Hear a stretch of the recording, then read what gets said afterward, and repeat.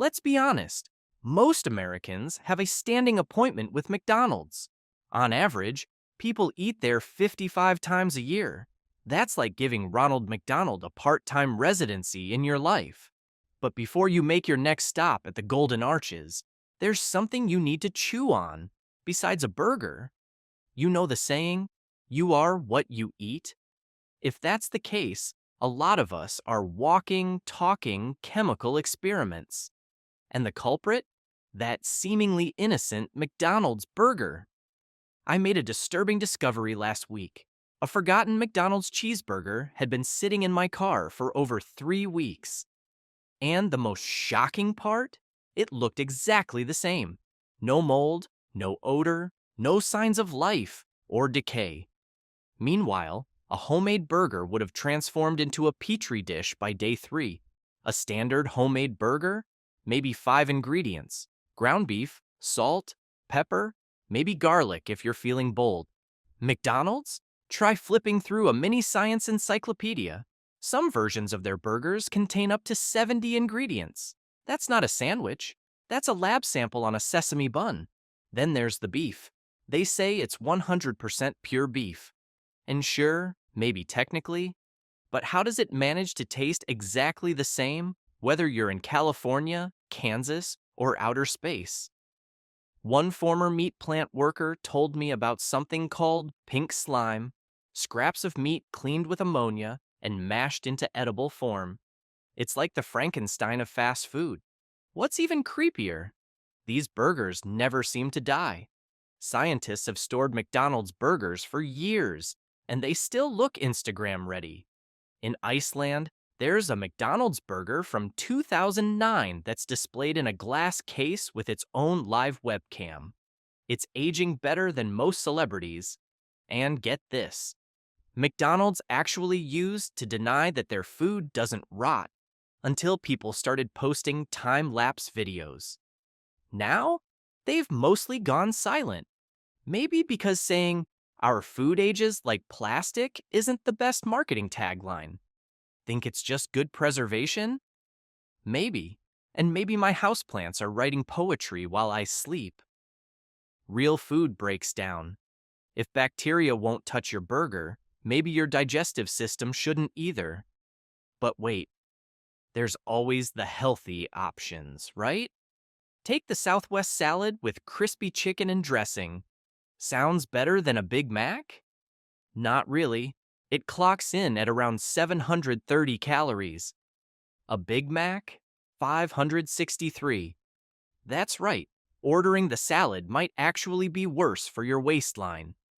My friend went all in on McDonald's salads for a month, trying to eat healthy. The result? Her wallet got thinner. That's about it. And spoiler alert, she ended up back on burgers by week 3. And then there's the yogurt parfait. Sounds wholesome, right? Yogurt, fruit, granola, something your personal trainer might recommend. Except it packs over 20 grams of sugar. That's more than 2 glazed donuts. McDonald's basically invented dessert in disguise, dressed up as a breakfast hero. There was even a study comparing fast food healthy menu items, and guess what? Over 60% of those so-called lighter options had just as many or more calories than regular menu staples. It's nutritional camouflage. Here's where the psychological wizardry comes in. McDonald's doesn't need everyone to order the salad. They just need one person in the group to feel like it's a healthy choice, so they don't veto McDonald's entirely. See? We've got salads. It's like putting a treadmill in a donut shop. It's not about nutrition, it's about guilt management. And don't get me started on the apple slices. Nature gave us a perfect snack, and somehow they made it worse. Sliced, bagged, treated with preservatives. At that point, just eat a cookie and move on. A nutritionist once joked with me that if you want to eat healthy at McDonald's, the only safe order is a plain burger patty, no bun, no fries, and water. That's not a meal. That's punishment with a receipt. And then comes dessert, or at least the hope of it. Cue the infamous phrase, Sorry, our ice cream machine is down. Those words have shattered more dreams than bad Tinder dates. People have literally created apps to track functioning McFlurry machines. Let that sink in. Tech startups exist just to help you find working ice cream at a burger joint. Let's talk about the infamous ice cream machines. Manufactured by a company called Taylor, these machines have become the divas of the fast food equipment world. They demand a 4-hour cleaning cycle every night, and if something goes even slightly wrong during the process, they lock up tighter than Fort Knox. And guess who can fix them? Only certified Taylor technicians. Convenient, right? For Taylor, at least. A former McDonald's employee told me there's a secret menu of error codes thicker than a high school chemistry book. We're talking over 20 cryptic codes, each with its own obscure reset process. Most employees have no idea what to do except stare at the machine like it's a cursed relic. The machine isn't broken, it's just having a meltdown. Meanwhile, customers stand in line wondering why their McFlurry dreams are being crushed once again. The whole situation has gotten so ridiculous, it sparked lawsuits. Franchise owners are suing over lost revenue. Customers are suing over false advertising. And somewhere in between, that Taylor machine is probably quietly giggling while sipping on a melted milkshake. But hey, at least there's always one item you can count on. Those world-famous fries. Right? Well, buckle up, because after you hear what's really in them, you might start hoping they break down too. There's a McDonald's meal on display in an Iceland museum, sealed away like a sacred relic from the fast food gods. It was bought in 2009. Yes, over a decade ago. The burger looks eerily normal, but the fries? They're the real stars. Still golden, still intact, still horrifying. My grandmother kept her wedding dress in perfect condition for 60 years. These fries are catching up. The curator dusts them off now and then, like they're ancient scrolls from a lost civilization. Indiana Jones wouldn't even bother. Here's a fun little experiment. Take a batch of McDonald's fries and set them next to a batch of homemade fries. Wait a week. The homemade ones will look like they belong in a science fiction horror film. Moldy, soggy, full of life. The McDonald's fries? They just sit there, watching you, unchanged, defying time. It's not food, it's food cosplay. A food scientist once explained it like this. Real potatoes have moisture and nutrients, perfect for bacteria and mold. But McDonald's fries go through such a heavy process, they're basically embalmed before they hit the fryer. Think ancient Egyptian pharaohs. But make it potato. And the salt? One medium serving contains so much sodium, it could probably season an entire Thanksgiving turkey. It's almost like McDonald's is trying to preserve you along with the fries. Maybe that's the secret plan. Turn all customers into walking beef jerky. Speaking of mystery food, let's talk about a 4 a.m. craving we've all had. The McNugget. You're tired, hungry, your judgment's questionable, and those golden nuggets start looking like gourmet cuisine. But have you ever stopped to wonder, what exactly is a McNugget made of? Let's break it down. The ingredients list reads more like the back of a shampoo bottle than a food label. One standout, dimethylpolysaloxane, a fancy word for the chemical used in silly putty. McDonald's says it's just an anti-foaming agent used in the oil. That's one way to put it. I say if your chicken needs anti-foam tech, it's time to reevaluate your dinner choices. Only about half of a McNugget is actual chicken. The rest? A mix of corn derivatives, chemical leaveners, and dextrose, which is code for sugar. Yes, sugar in your chicken. Because apparently, the bird needed a sweet tooth. A food tech insider once walked me through the nugget process. First, they grind chicken parts into a paste. Then come the additives, stabilizers, flavorings, and preservatives. Then the magic happens.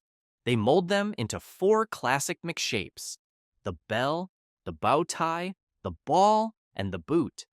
It's like playing chicken Tetris, only you can eat the blocks. Kind of.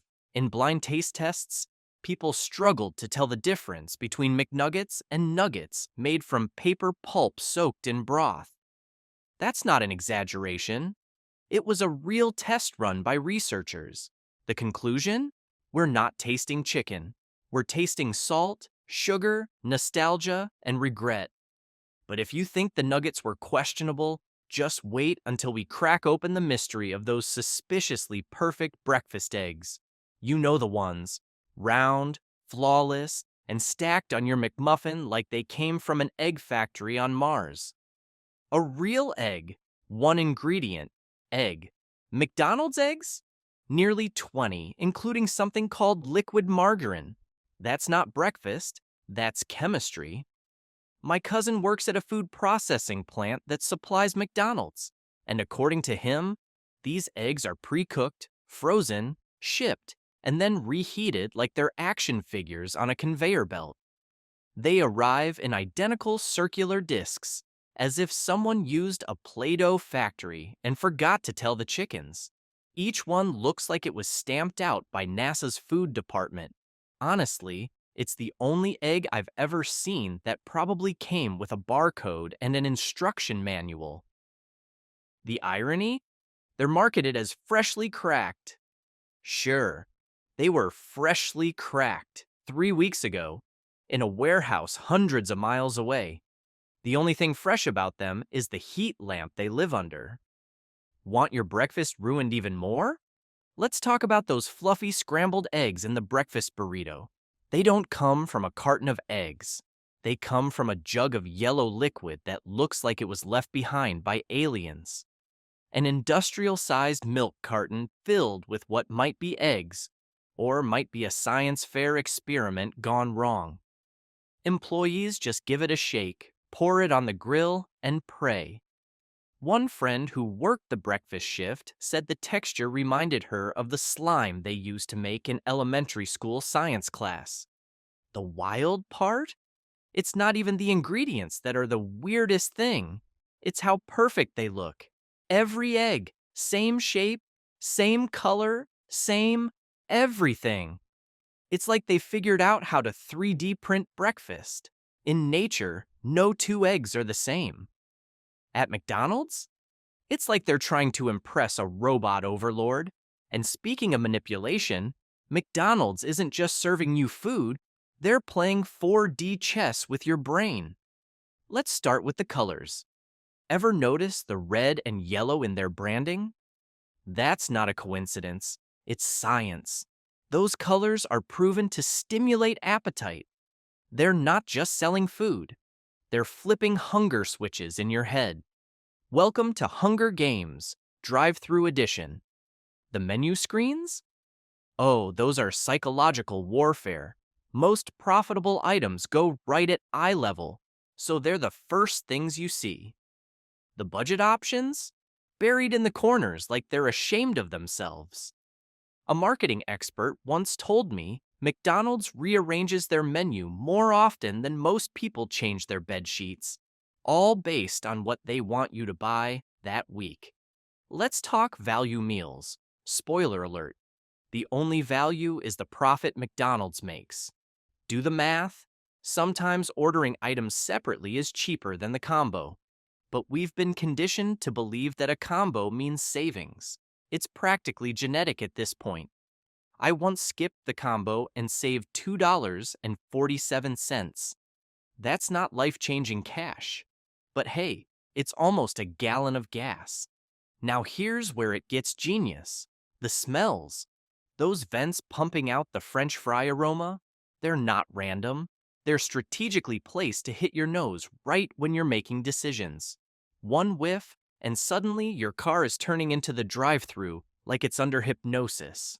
I swear, McDonald's has trained my car better than I've trained my dog. Studies have shown that 70% of McDonald's customers spend more than they intended just because of how the menu and environment are designed. Remember the old, Would you like to supersize that line? It was so effective. They retired it because it worked too well. Now they just use different words. Would you like to make that a large? Same hustle, different costume. So what happens when you finally cut ties with the Golden Arches? My friend Tom decided to quit McDonald's cold turkey for 1 month. He thought it would be easy. It wasn't. 3 days in, his car was still pulling into the drive-thru on autopilot. It was like it had been possessed by the ghost of Ronald McDonald. But then the changes started rolling in. Fast. First, the money. Turns out those cheap meals were costing him around $200 a month. Next, his face. That salt mine puffiness? Gone. His skin started glowing like he'd just discovered a $300 facial serum. The secret? Not bathing in preservatives every day. Even his doctor was surprised. His blood pressure dropped so much, they called to make sure it wasn't a clerical error. And the weight? He lost 11 pounds. No gym, no diet, just not eating food that defies nature. Now, did Tom swear off McDonald's forever? He's still human. He'll stop by once in a while. But now, it's a conscious choice, not a reflex. As he puts it, it's like that ex you know isn't good for you. You might grab coffee once in a while, but you're not giving them a key to your house again. And honestly, that's probably the healthiest relationship anyone's ever had with fast food.